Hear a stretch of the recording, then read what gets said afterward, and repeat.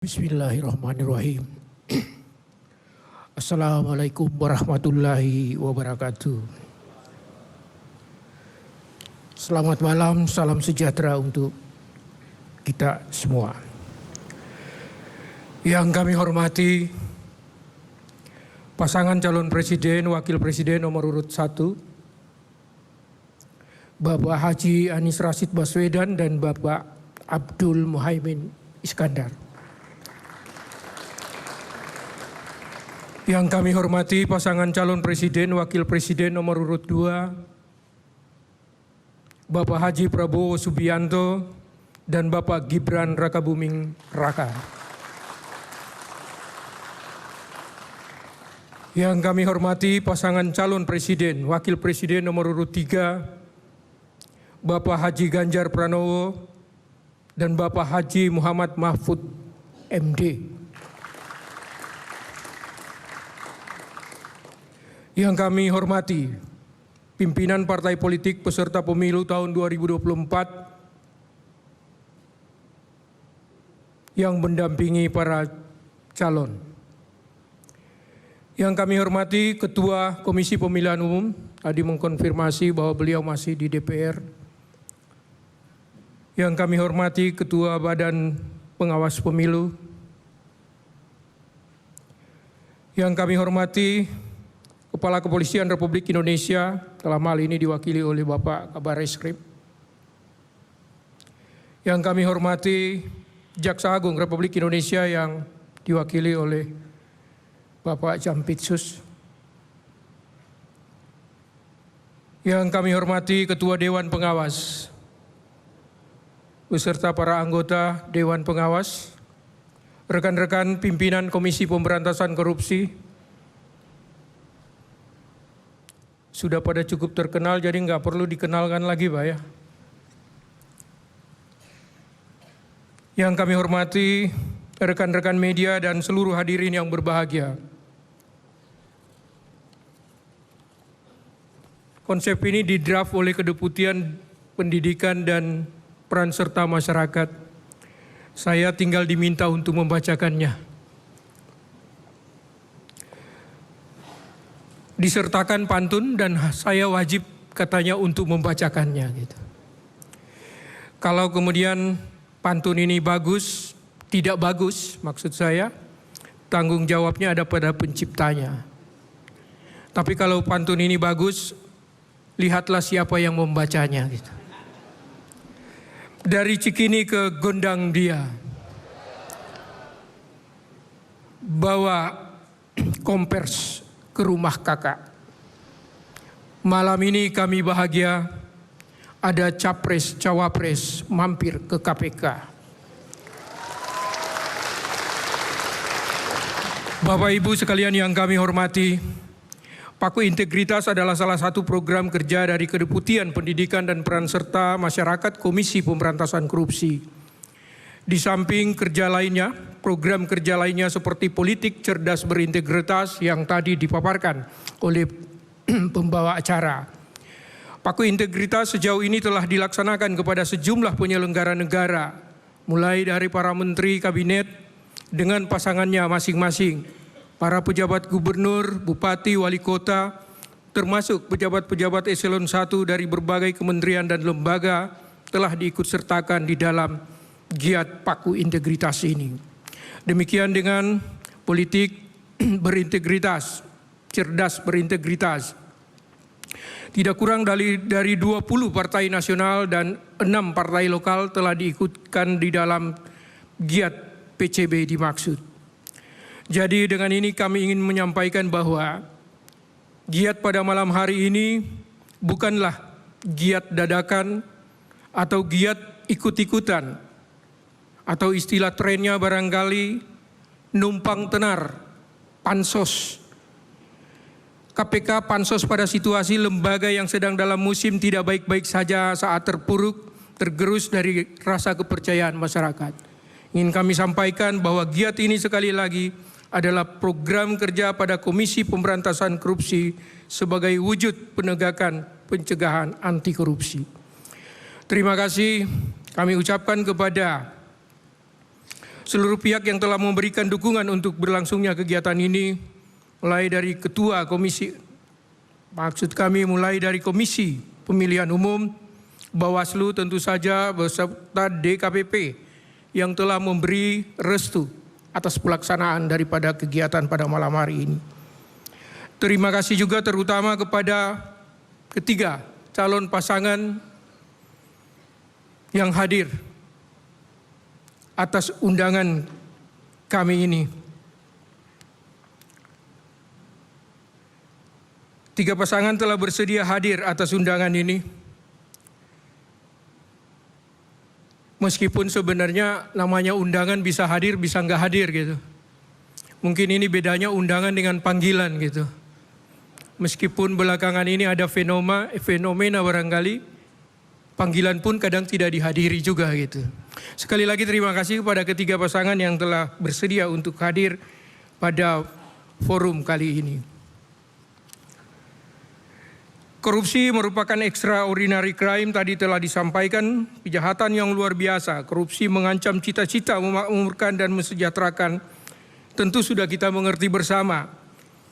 Faktanya beberapa indikator pemberantasan korupsi yang penting seperti indeks persepsi korupsi dari Transparansi Internasional, indeks perilaku anti korupsi, IPAK dari Badan Pusat Statistik, maupun dari survei penilaian integritas SPI yang dibuat oleh KPK bersama-sama Kemenpan RB, saat ini justru menunjukkan stagnasi bahkan kecenderungan penurunan. Di lapangan kami masih menemukan di seluruh Indonesia maraknya praktek pemberian komisi atas proyek-proyek pembangunan, praktek suap pada proses perizinan, pengaturan proses pengadaan barang dan jasa, bahkan dimulai sejak proses perencanaan hingga jual beli jabatan. Kami temui oknum-oknum sebagai backing di sektor pengelolaan sumber daya alam seperti pada sektor pertambangan, perkebunan, kehutanan. Oknum-oknum yang memeras dan meminta jatah proyek masih kerap diadukan masyarakat. Dengan kata lain, pemberantasan korupsi selama ini belum optimal dengan permasalahan utama pada implementasi. Calon presiden dan wakil presiden yang kami hormati, KPK dibentuk dengan Undang-Undang 30 tahun 2002 yang kemudian direvisi dengan Undang-Undang 19 tahun 2019. KPK tentu bekerja bersama aparat penegak hukum lainnya untuk melakukan upaya pemberantasan korupsi. Dari aspek penindakan, secara spesifik dinyatakan bahwa sasaran KPK dalam pemberantasan tindak pidana korupsi yang dilakukan oleh penyelenggara negara dan aparat penegak hukum.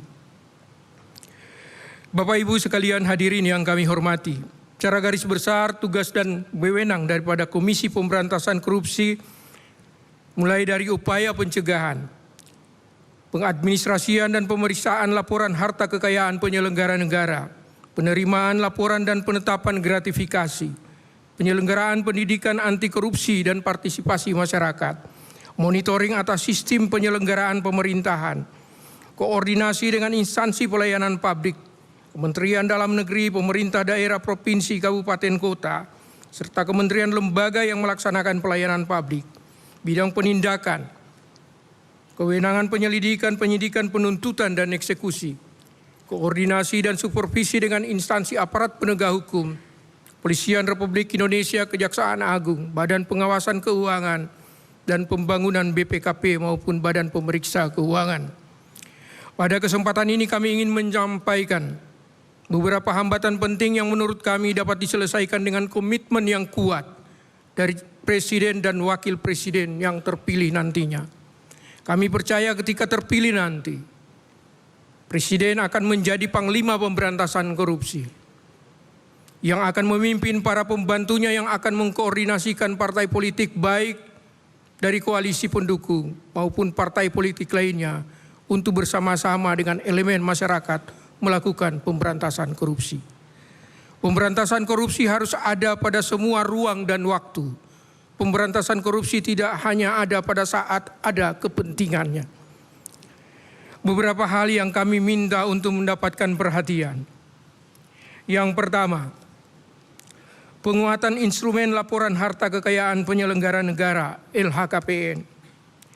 Undang-Undang 28 tahun 1999 yang menjadi dasar bagi Komisi Pemberantasan Korupsi melakukan pendaftaran serta pemeriksaan LHKPN.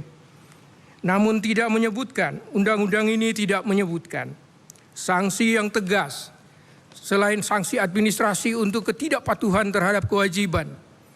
Akibatnya saat ini, kepatuhan penyampaian LHKPN secara lengkap diabaikan oleh sekitar 10.000 dari 371.000 penyelenggara negara. Pemeriksaan LHKPN dan kasus korupsi menunjukkan bahwa LHKPN hanya dianggap administratif dan tidak ada sanksi bagi LHKPN yang tidak mencantumkan seluruh harta. Realitanya penyelenggara negara yang tidak menyampaikan LHKPN secara lengkap dan benar, LHKPN-nya tetap diangkat dalam jabatan pembantu presiden atau jabatan publik lainnya.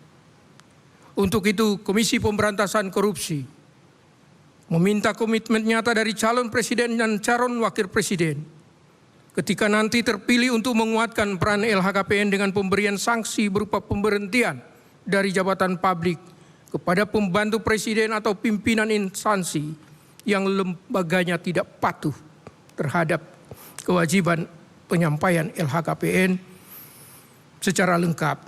Demikian juga pemberhentian dari jabatan kepada penyelenggara negara ketika pemeriksaan LHKPN menunjukkan ada harta yang disembunyikan.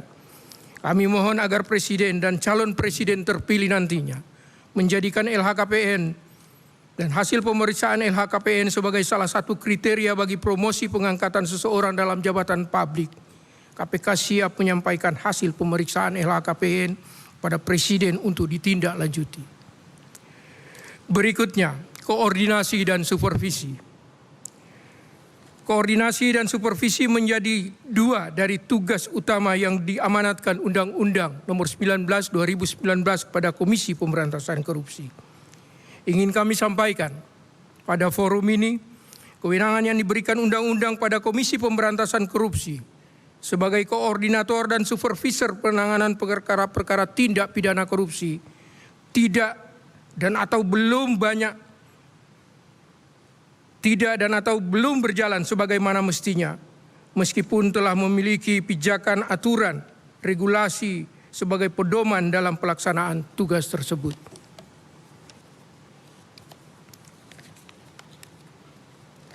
Berikutnya, penguatan kelembagaan Komisi Pemberantasan Korupsi.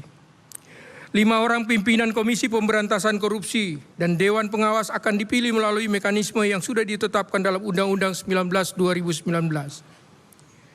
Presiden memiliki peran yang penting dalam proses pemilihan para kandidat calon pimpinan dan Dewan Pengawas KPK ke depannya. Kami minta agar Presiden berkomitmen untuk memilih dan menyerahkan ke Dewan Perwakilan Rakyat hanya kandidat yang cakap, yang secara teknis memiliki kompetensi yang tinggi dan terbukti integritasnya, rekam jejak calon, termasuk informasi yang disampaikan oleh kelompok masyarakat. Pilihan Presiden atas kandidat pimpinan Komisi Pemberantasan Korupsi dan Dewan Pengawas Komisi Pemberantasan Korupsi yang cakap, berintegritas, teruji, ini akan menunjukkan komitmen perkuatan terhadap lembaga Komisi Pemberantasan Korupsi ini. Perbaikan yang terakhir, perbaikan komunikasi dalam kerangka penegakan hukum sebagaimana kami sebutkan dalam kaitannya dengan pelaksanaan tugas koordinasi dan supervisi membutuhkan juga peran Presiden dan Wakil Presiden.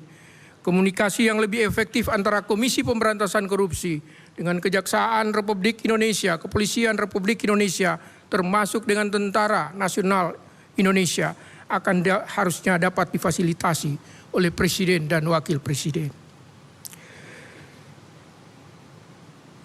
Sebelum saya mengakhiri sambutan ini, masih disertakan lagi pantun yang barangkali bisa lebih merilekskan suasana. Burung cendrawasih berkacamata, burung tesia memakai dasi. Terima kasih kepada semua peserta. Semoga Indonesia bebas dari korupsi. Belum cukup sampai di sini pemaparan ini, kami akan minta rekan kami Bapak Nurul Gufron untuk melanjutkan pemaparannya. Lebih kurangnya mohon maaf. Billahi taufik wal hidayah. Assalamualaikum warahmatullahi wabarakatuh.